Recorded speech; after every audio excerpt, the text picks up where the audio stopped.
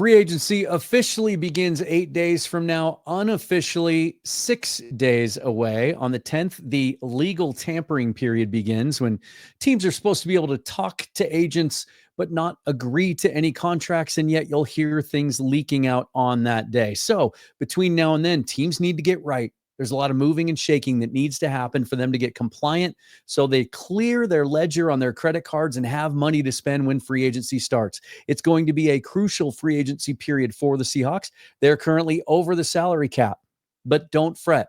I'm going to give you a little update, a quick refresher on where they stand and how they can clear space off their books. Some of it painful, some of it not so painful. Spoiler alert, you're going to feel a lot better about their financial standing after this episode than you might have before now. Let's get into it. Welcome to the Seahawks Forever podcast. In-depth analysis on everything Seahawks. And now, here's your host, Dan Viens. It's going to be a shorter one, you guys. No sponsorships. But if you want to support the channel, all the ways you can do that are listed down below in the description. And the best way is to just be sure to subscribe and hit that bell for notification of future episodes. Also, I want your engagement down in the comments. So let me know what you think about the Seahawks salary cap situation as we go through this show and after you're finished watching. So as we sit here today, the Seahawks about $6.8 million over the salary cap. And this has kind of become sort of a running storyline. They were in this situation last year where they were over the cap shortly before free agency was to begin. And that causes some panic among fans because everybody has their own shopping list and everybody wants to see the Seahawks go out there and win free agency because it's a lot of fun. Doesn't always necessarily translate to a better roster and a better team. We talk about some of those issues in latest episode I did yesterday, live stream with Michael Thompson, formerly of 12th Man Rising and now of Field Goals, great draft analyst. We talked about combine winners and losers and Seahawks fits, and he also did a Seahawks mock draft for me. But we also talked about the importance of this free agency period and how much work John Schneider has to do, especially up front on both sides of the ball, as we've talked about ad nauseum for the last few months. But because of the way the Seahawks, and now it's Joey Lane, right? It used to be Matt Thomas, and they go about things a little bit differently. Joey Lane seems to be a little bit more forward-thinking and aggressive when it comes to adding void years and spreading out some cap hits. It's something that Seahawks had been more resistant to do in the past. That when you look at it and you see $6.8 million over the cap, you shouldn't panic. More so than most teams in the league, they structure their contracts to be shorter, with more true cash handed out early in the contract so that the damage is a little bit less later in the deal if they should need to get out of it and create some cap space. And this year is a great example of that. So I'm just going to kind of walk you through this, right? And I've got a couple different categories, some of the easier moves, the no-brainers, if you will, that I think most of you would agree with and can see coming. The painful but necessary one, and there might be a surprise in there that fits into this category that we're not even talking about. The could go either way category of players that have big cap hits that need to be adjusted, but whether or not they're willing to, or whether or not the team sees them as a big part of the roster in 2025, may or may not be on the roster or restructured. And then some of the have-tos that have to happen that eat away at some of that cap space. So by the end of it, I'll give you a pretty decent idea of how much money they have to spend. And again, a little bit of a spoiler alert. I think at the end, you'll see that I was able to clear up some pretty good cap space without even touching two of the more important contracts on the roster, which would only make things better if we get to those. So $6.8 million over. The first one we need to talk about, and it's likely going to happen in the next couple of days, we know discussions have happened, is Tyler Lockett. If he's not on the roster this year, if they release him, it saves the team $17 million in cap space. It has been evident for a couple of years now that Tyler Lockett's best years are behind him. He can still be productive, although, some fans are frustrated by the prevalence of business decisions that he's made on the field the last couple of years, avoiding contact. Understandable, But I also understand why it could tick some people off, because there are times that it's so obvious and it's so pronounced, and times where it feels like he leaves yards on the field. Interestingly, and this really caught me by surprise, I think it was week 16 or 17 when he was asked about his future after a game, and he said, I want to keep playing. I'm not done yet. I hope it's here in Seattle, but if it's not, we'll figure that out. Can't imagine Tyler Lockett playing in another jersey, although Pete Carroll being down in Vegas now, Vegas being in dire need of wide receiver help, that might be a natural fit. But with Tyler Lockett, it's a cap hit north of $30 million if he stays on the roster. That's not going to happen. No team's going to trade for him at that number. So it would likely be a release. And then if he does want to play again and he has a market, he would have to go somewhere else. Again, if that happens, that's the easiest move, the fastest move, the one that makes the most sense. It's going to hurt our hearts. I know I'm going to come on here and react to it. It's going to get emotional. That's just the nature of the business sometimes. Sometimes you have to set that emotion aside for the betterment of the team. Bill Belichick used to always say, better to move on from a player 1 year too early than 1 year too late. So right there saves you $17 million, gets you to $10.1 million in cap space overnight, which is why it might likely be the first move that we hear about, because they can kind of relax then and take their time on the rest of it. If they're trying to negotiate some of this other stuff behind the scenes, the Lockett negotiations we know have been happening because Schneider referred to them, and even most recently at the Combine, didn't sound very positive. You know, he did leave open a slight crack of possibility that the two sides could reach an agreement, but essentially Lockett would have to agree to walk away from almost all of his guaranteed money and play for a really low number. Doubt that's going to happen. So $10.1 million in cap space, you're already feeling better. You can get some things done. Some of the easier moves, when you look at production, age, injury history, cap hit altogether, performance on the field, Rayshon Jenkins set count $7.8 million against the cap, would save $5.3 million if released. The Seahawks gave him permission to seek a trade last week. I think they even announced that. That's kind of the trendy move now, is teams letting players do that to discover their own market, and sometimes in hope of finding that they won't find value on the open market, and maybe it'll lead to an easier restructure or new contract, because now they know what teams are and aren't willing to pay them. And a lot of that information is exchanged in Indianapolis. All the agents are there. All the front office members are there. There's a lot of tampering that's not tampering, right?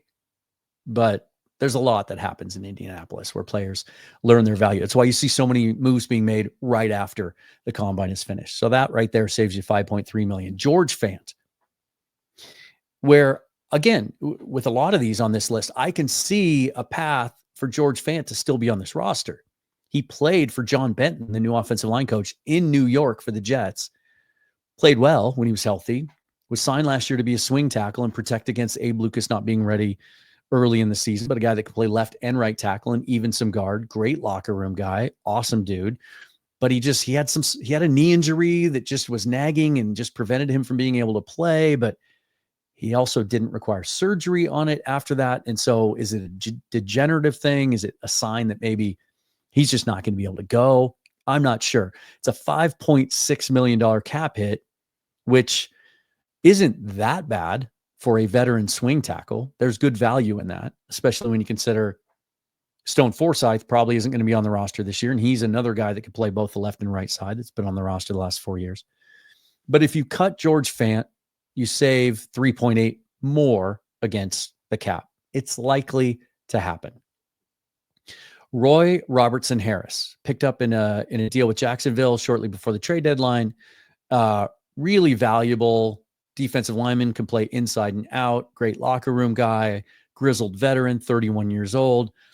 He drew raves from Mike McDonald for being one of those guys that does the dirty work, plays well, sets the edge, doesn't fill up the stat sheet, doesn't get a lot of glory, but you need guys like that on your roster.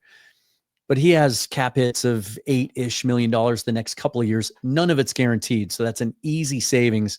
You save all of his $6.6 million if you release him.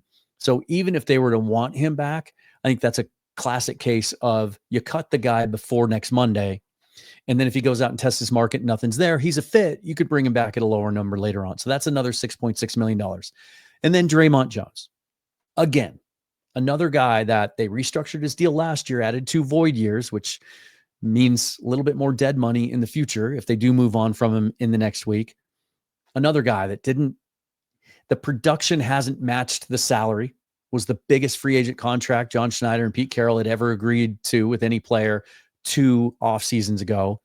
He was signed to be an interior defensive tackle, 3 technique guy that can move around, ends up playing more outside linebacker last year, does a good job setting the edge, gets to the quarterback on occasion, but just doesn't give you the bang for the buck that you want for that contract. A $25.6 million cap hit. So if they still want him on the roster, he's going to have to agree to restructure his contract again, probably more significantly than he did last year. If you just cut him, you save $11.5 million. Another case of, I think that happens. Maybe the door's open for him to come back after he tests the market. So all those moves now, we've moved on from Tyler Lockett, Rayshon Jenkins, George Fant, Roy Robertson Harris, and Draymond Jones. Now you're up to $37 million in cap space. So those are the quote unquote easy moves. And right there alone, you can get the work done that you need to get done at the beginning of free agency. If some of these other things I'm going to talk about are going to take more time to work out behind the scenes, you can have that time, right? You don't have to make all of these moves in the next 6 days. You've got $37.5 million in cap space, and you don't have to worry about accounting for the draft class or practice squad or contingencies or any of that until later. I'll get back to that in a minute. So that gives you enough. You could go re-sign Ernest Jones, $15 million a year, average annual value. I think that's about where his market's going to be, kind of 3 for 40 or 3 for 45. Patrick Queen signed last offseason for 3 years, $41 million. I think that kind of feels like the range. So if you allow for inflation and the salary cap going up, let's say it's 3 for 45. You can do that. You can also go out and aggressively pursue a top of the market offensive lineman if you'd like to. We've all talked about Drew Dahlman and what a perfect fit he would be in this outside zone scheme that Clint Kubiak loves. He talks about how he needs an elite center to make it run. Is Drew Dahlman that guy? He's still just 26 years old, entering free agency.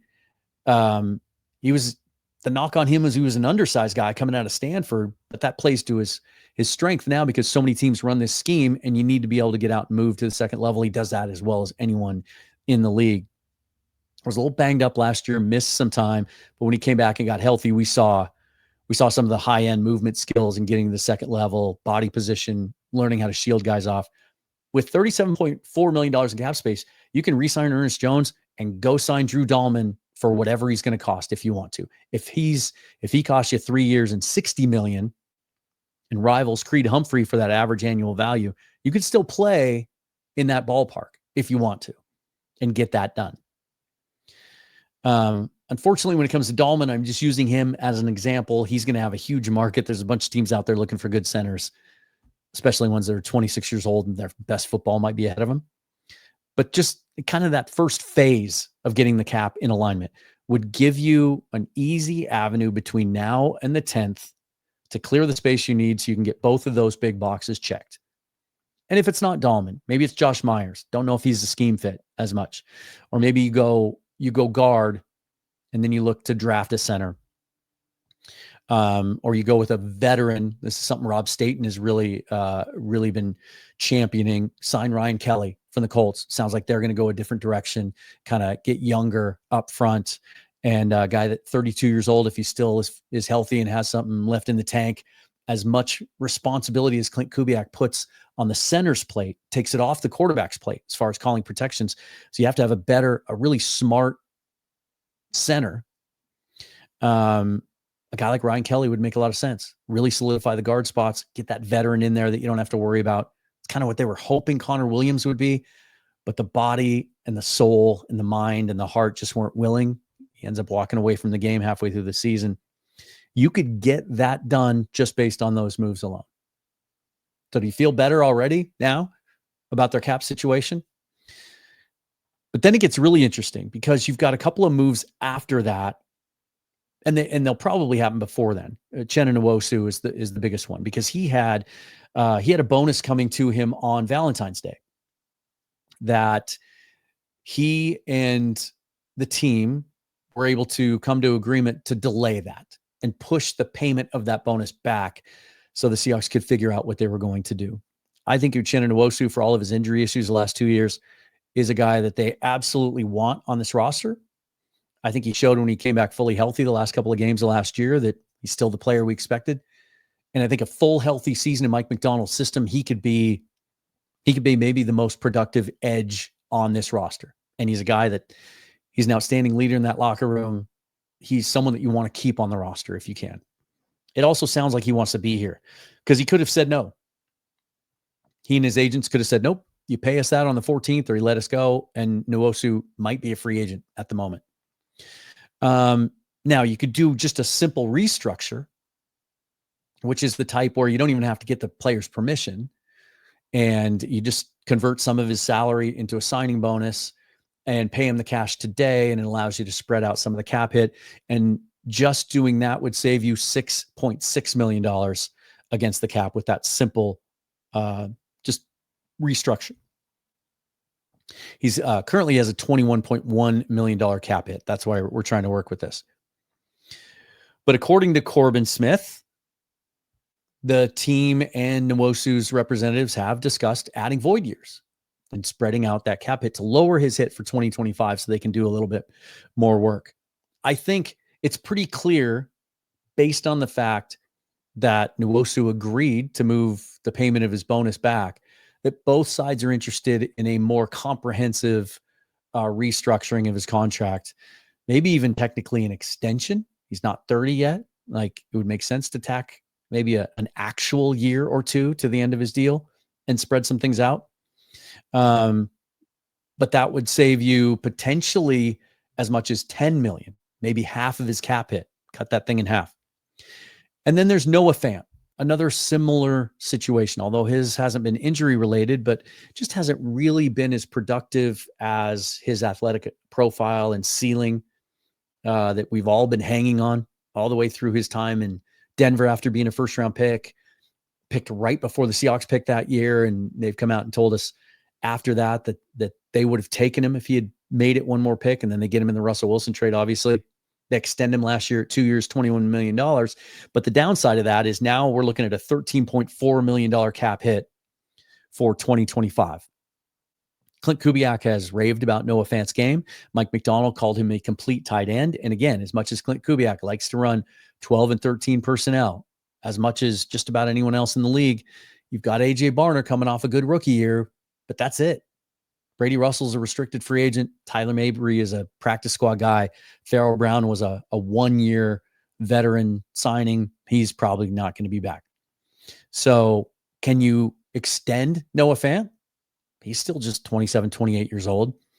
Tack some years on, maybe cut that in half. I think that's a guy that they would like to keep. And given that, as I've already pointed out, that you don't have to make a move with Noah Fant right now, that, maybe it gives you a little time to negotiate something there with him, maybe cut his cap hit in half, keep him on the roster, pair him with A.J. Barner, maybe even add another young tight end out of this outstanding draft class. Now you've got a pretty cool tight end room for the next few years. So those moves estimated, because I'm just kind of spitballing on what Nwosu and Fant would get, cutting their cap hit about in half, gets you to just over $50 million in cap space. And so again, $50 million in cap space, you fit Ernest Jones in there, you sign a veteran offensive lineman. My estimate based on Patrick Queen's contract that he signed is that even after signing Ernest Jones, you're in that $43 million range of cap space available before doing anything in free agency. So again, they can be aggressive in free agency. They can really target that one position that they need. They can re-sign Jaron Reed. It's not going to cost you a lot. Probably another 2-year deal similar to the last one that he signed, but I think he still has years of productivity left, and he's another one of those alpha dogs in that locker room that the team wants to keep around. It would allow you to tender Josh Jobe, who was a revelation coming up from the practice squad and playing corner last year. If he's a guy that you want to keep, which I can't see why they wouldn't, especially you got to figure Trey Brown's probably going to move on. He's a restricted free agent. The right of first refusal tender, the lowest one, there's a first round tender, a second round tender, and then the right of first refusal tender. It's $3.2 million. So what that does is it still technically keeps him available on the market. Any team could come along and sign him to an offer sheet, but the Seahawks would have the ability to match anything he agreed to with another team. But that'll cost you, for now, $3.2 million. And then if someone does come along, then that money's off your books, or you sign him to an actual contract, and then you can change that cap number on your own. Brady Russell, if he's a guy you want to bring back, he's an exclusive rights free agent. It's $1 million tender. Same with Cody White. And I think when you look at this wide receiver room and kind of some of the flash, some of the upside he showed last year, I think that would make sense. That's $1 million. And so that's out of $43.3 million in cap space, right? You're still talking about, 15, 20, $25 million, depending on how aggressive you are in free agency. Now, in the big picture, before you get to the beginning of the regular season and you set the 53-man roster, you have to set everything. You have to account for money for your draft picks, which according to Over the Cap would be a $3.28 million cap hit if they just stay at their 8 current picks. It's about $8 million for the practice squad. It's about $3 million for what, and I reached out to Curtis Allen, who does such a great job with that. He's talked about the salary cap on the show. He called it fun money, just cushion, I would call it.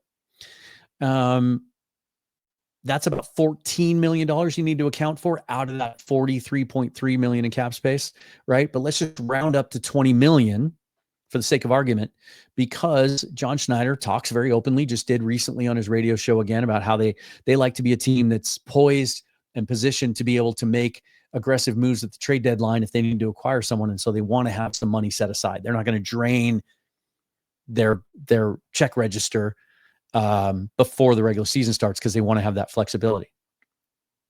Now, did you notice what I did there? Right?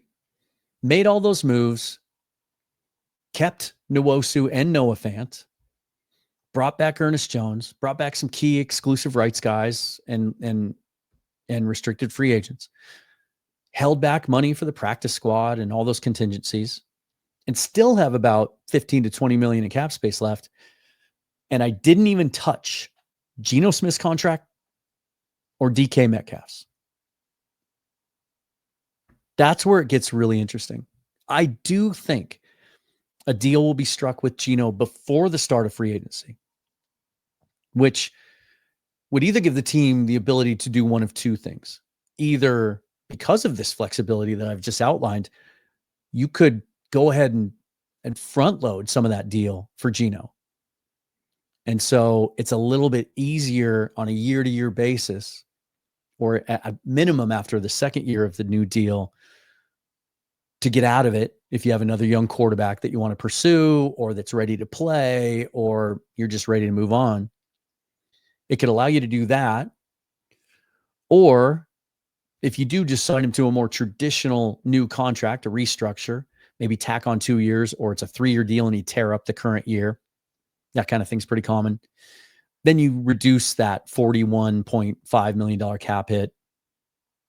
You could shave $10, $15 million off that and have even more money in the coffers, right?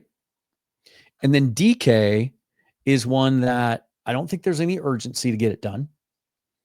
And again, Curtis's suggestion was that, and there's a history of the Seahawks doing this. We've seen them do it. We saw them do it Devin Witherspoon's rookie year, if you remember, where they were really tight up against the cap after the draft, to the point that they had to make moves to sign the class. And they did that with restructures. And I think DK would be the perfect one for that. You don't have to do anything right now to extend him. You could wait until just before the season starts. You could even spend all your money between now and then. And that's the move that clears the space you need for practice squad contingencies, give you a little cushion heading into the trade deadline. So that's where they stand. Do you feel better about their situation now heading into free agency? Are there any of these moves that you vehemently disagree with? A guy that I said cut that you think needs to be on the roster, or vice versa? Let me know what you think down in the comments, as always. Follow me on Twitter at Seahawks Forever and Blue Sky. I know I haven't been as active there lately, but I will. Check out the conversation I had with Michael Thompson yesterday. We did a 7-round Seahawk mock draft. I had him do it. Some really interesting takes there on what he would do. And then just his thoughts on who really stood out from the combine as Seahawk fits and winners and losers. And then got some really cool things cooking for the rest of this week. So stay tuned for that. The best way to stay abridged of everything that happens on Seahawks Forever is subscribe to the dang channel and hit that bell for notification of all future episodes and live streams. I appreciate the views, the listens. If you listen on audio, also leave a rating or a review for me there if you would. And we'll see you tomorrow. Got a lot of stuff going on. And then if any huge breaking news obviously should happen with any of these player moves over the next couple of days, I'll hop on and do a short reaction to those. So as I always say at the end of every show, forever and always, go Hawks. Thanks for watching, you guys.